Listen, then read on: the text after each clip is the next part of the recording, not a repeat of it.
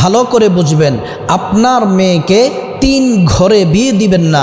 যদি 3 ঘরের কোনো একটি ঘরে যদি আপনি আপনার মেয়েকে যদি বিবাহ দেন, তাহলে আপনার মেয়ে কখনোই সুখী হবে না, শান্তিতে থাকবে না, এবং তাদের সম্পর্ক বিচ্ছিন্ন হওয়ার সম্ভাবনা বেশি থাকবে।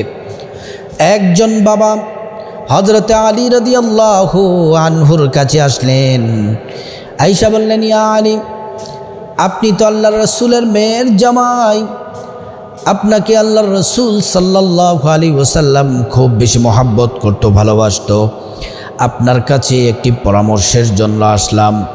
আমার মেয়েটাকে আমি খুব আদর করে, ভালোবাসা দিয়ে, স্নেহ দিয়ে বড় করেছি, বিয়ের উপযুক্ত হয়েছে, চতুর্দিক থেকে বিয়ের প্রস্তাব আসছে।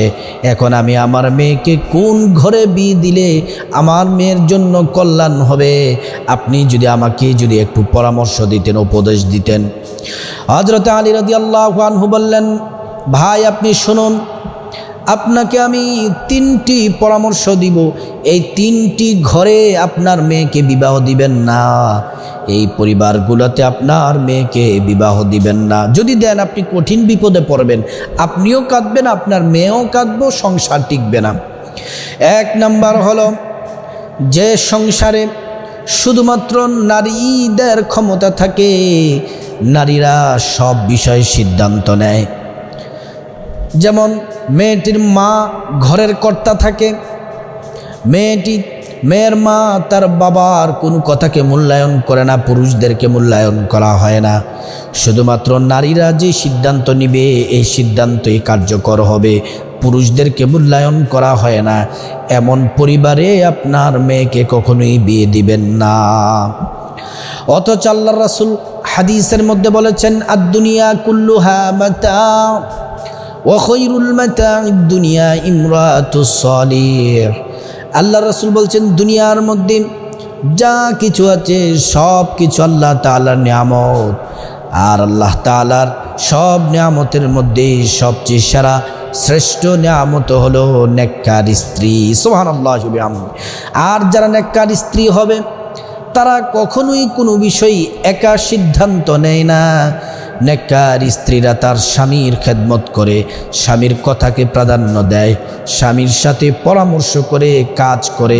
আপনি যদি দেখেন কোনো পরিবারে নারীরা কর্তা থাকে, নারীদের কথার প্রাধান্য খুব বেশি থাকে, ক্ষমতা বেশি থাকে, নারী হাট বাজার করে, নারী সব কিছু করে, পুরুষদেরকে মূল্যায়ন করে না, ওই ঘরে মেয়ে যদি বিবাহ দেন তাহলে সুখী হবে না।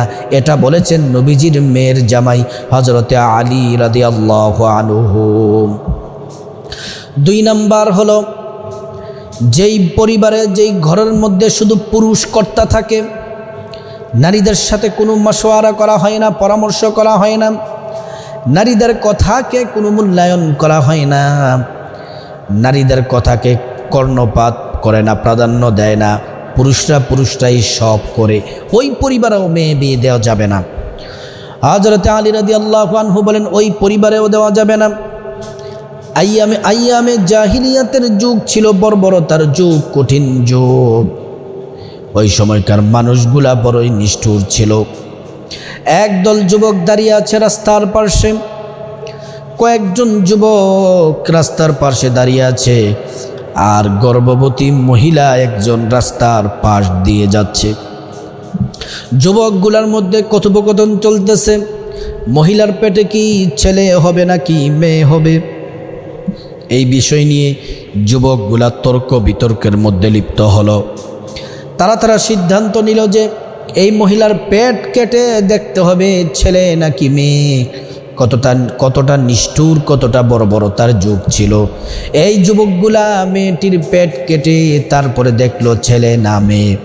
কারণ ওই সময়কার নারীদেরকে কোনো সম্মান করা হতো না, নারীদেরকে জীবন্ত মাটিতে পুঁতে ফেলা হতো, নারীদেরকে শুধুমাত্র ভোগ বস্তু হিসেবে তারা ব্যবহার করত, নারীদেরকে মূল্যায়ন করা হতো না।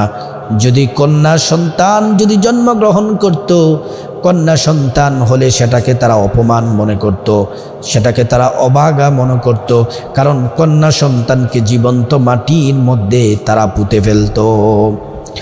অথচ রাসূলুল্লাহ সাল্লাল্লাহু আলাইহি ওয়াসাল্লাম দুনিয়ার মধ্যে এসে নারীদের মর্যাদা বাড়িয়ে দিলেন, নারীদেরকে মা হিসেবে সর্বোচ্চ সম্মানের জায়গায় বসিয়ে দিলেন এবং স্ত্রীদেরকে ভালোবাসার সর্বোচ্চ জায়গায় বসিয়ে দিলেন, আর কন্যাকে সবচেয়ে স্নেহের ভালোবাসার সর্বোচ্চ শিখরে পৌঁছে দিলেন। সুবহানাল্লাহ।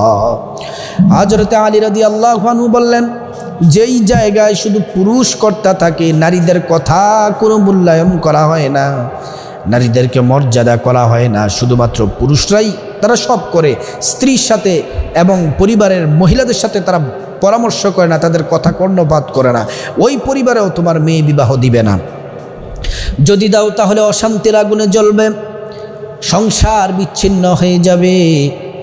3 নাম্বার, হযরতে আলী রাদিয়াল্লাহু তাআলা আনহুকে বললেন, আলী শোনো, কারণ আলী তো নবীজির মেয়ের জামাই ছিলেন। আলীকে মদিনাতুল ইলমি ওয়া আলিয়ুন বাবুহা, আল্লাহর রাসূল বলছেন আমি হচ্ছে আলেমের শহর, আর ওই শহরের দরজা হচ্ছে আলী। আল্লাহর রাসূল সাল্লাল্লাহু আলাইহি ওয়াসাল্লাম যখন নবীজির কন্যাকে যখন আলী রাদিয়াল্লাহু আনহুর সাথে বিবাহ বন্ধন দিলেন, আল্লাহর রাসূল যখন ফাতিমা রাদিয়াল্লাহু আনহার হাত যখন আলী রাদিয়াল্লাহু আনহুর হাতে হাত তুলে দিলেন, চোখ দিয়ে অঝর দ্বারায় পানি পড়ে। ফাতিমা রাদিয়াল্লাহু আনহা বলেন, বাবা আপনি কেন কাঁদেন, কাঁদতেছেন কেন গো বাবা? নবীজি বললেন, মা তোমাকে আমার পরিবার থেকে আলীর পরিবারে তুলে দিচ্ছি, আমার কলিজা ভর্তি তোমার জন্য মায়া মোহাব্বত, এই কষ্টে আমার চোখ দিয়ে পানি পড়ছে। ফাতিমা বললেন, বাবা আমি তো কাছেই থাকবো, বেশি দূরে না, যখন আপনার মন চাইবে তখনই আপনি যেতে পারবেন। বলল, মা এতদিন পর্যন্ত রাতের বেলা তোমার চেহারা দেখে ঘুমিয়েছি, তোমার সাথে একসাথে খাবার খেয়েছি, তোমার চেহারা দেখে দেখে আমি ঘুমিয়েছি, সকালবেলা ঘুম থেকে উঠে আবার তোমার চেহারা দেখেছি, এখন তো মন চাইলেই তোমার চেহারা দেখে ঘুমানো যাবে না, সকালে ঘুম থেকে উঠেই তোমার চেহারা দেখতে পাবো না, এই যে ভালোবাসা সেই জন্য কান্না করতেছি। হযরত আলী রাদিয়াল্লাহু তাআলা আনহু ওই পুরুষকে বললেন, ওই ব্যক্তিটিকে বললেন, 3 নাম্বার যেই ঘরে আপনার মেয়েকে বিবাহ দিবেন না সেটি হচ্ছে যেই বংশের মধ্যে তালাকের প্রথা বেশি আছে। বাবা তালাক দেয়, কয়েকজন 2 জনকে তালাক দিয়েছে, চাচা তালাক দিয়েছে, ভাই তালাক দিয়েছে, মামা তালাক দিয়েছে, ফুফা তালাক দিয়েছে, এমন পরিবারে যদি শুধু তালাকের প্রথা যদি বেশি থাকে, তালাক হয়, তালাক হওয়ার এই পরিবারে বংশের মধ্যে যদি তালাকের প্রথা যদি বেশি থাকে, ওই পরিবারে তোমার মেয়ে বিয়ে দিও না, কারণ ওই পরিবারে দিলে তোমার মেয়ের সংসার ভাঙার সম্ভাবনা বেশি আছে। এজন্য প্রিয় দিনদার ইমানদার মুসলিম ভাই বোনেরা, বর্তমান যুগের মানুষগুলা মেয়েদেরকে প্রথমে বিবাহ দেয় তার টাকা পয়সা কেমন আছে, নীতি নৈতিকতা খোঁজার আগে দেখে তার বাড়ি আছে কিনা, গাড়ি আছে কিনা, টাকা আছে কিনা, কিন্তু অথচ আগে আপনার দেখার উচিত ছিল সে দিনদারিতা কিনা, নামাজ পড়ে কিনা, আল্লাহর পথে চলে কিনা। তারপরে তার টাকা পয়সা কি আছে সেটা দেখবেন, হালাল ইনকাম করে কিনা। এখন তো হালাল হারাম কিন্তু শুধু 100 থেকে 99% মানুষই সেটা দেখে না, যে আমার জামাই দুধ লবণ দিয়ে দরকার হয় ভাত খাবে, মরিচ দিয়ে দরকার হয় ভাত খাবে, কিন্তু সে যেন হারামের সাথে যেন না থাকে, সে যেন হালাল ইনকাম করে যা খাওয়ায় তাই আলহামদুলিল্লাহ। এমন মা বাবা কিন্তু খুব কম আছে। প্রথমে দেখে বিল্ডিং আছে কিনা, তারপরে সরকারি চাকরি আছে কিনা, ঢাকাতে বাড়ি আছে কিনা, গাড়ি আছে কিনা, ব্যাংক ব্যালেন্স কি আছে, এগুলা দেখে, এগুলা দেখে মেয়েকে বিবাহ দেয়। আর অশান্তির আগুনে পড়ে যেই ঘরে হারাম থাকে ওই ঘরে সুখ থাকে না। এজন্য প্রিয় দিনদার ইমানদার মুসলিম ভাই বোনেরা, প্রত্যেকটা বাবা মাকে বলছি, আপনার মেয়েকে এই 3 ঘরে আপনি বিবাহ দিবেন না। এটা আলী রাদিয়াল্লাহু তাআলা আনহু নবীজির মেয়ের জামাইয়ের কথা। 1 নাম্বার হচ্ছে যেই ঘরে শুধু নারীদের ক্ষমতা বেশি থাকে, পুরুষদেরকে মূল্যায়ন করা হয় না, ওই পরিবারে আপনার মেয়েকে বিবাহ দিবেন না। 2 নাম্বার হচ্ছে যেই ঘরে আপনার মেয়েকে বিবাহ দিবেন না, পুরুষদের ক্ষমতা বেশি থাকে, নারীদের কথার কোনো মূল্যায়ন থাকে না, নারীদেরকে মূল্যায়ন করে না, ওই ঘরে আপনার মেয়েকে বিবাহ দিবেন না। 3 নাম্বার হচ্ছে যে ঘরে তালাকের প্রথা বেশি থাকে, তালাক বেশি থাকে, যেই পরিবারে যেই বংশে, ওই পরিবারে মেয়ে বিয়ে দিবেন না। তাহলে ইনশাআল্লাহ দিনদার ইমানদার দেখে দেন, আল্লাহর উপর তাওয়াক্কুল রেখে দেন, আল্লাহ তাআলা সুখ শান্তি দিয়ে আপনার মেয়ের পরিবারটাকে আল্লাহ তাআলা রহমত বরকত দিয়ে পূর্ণ করে দিবেন।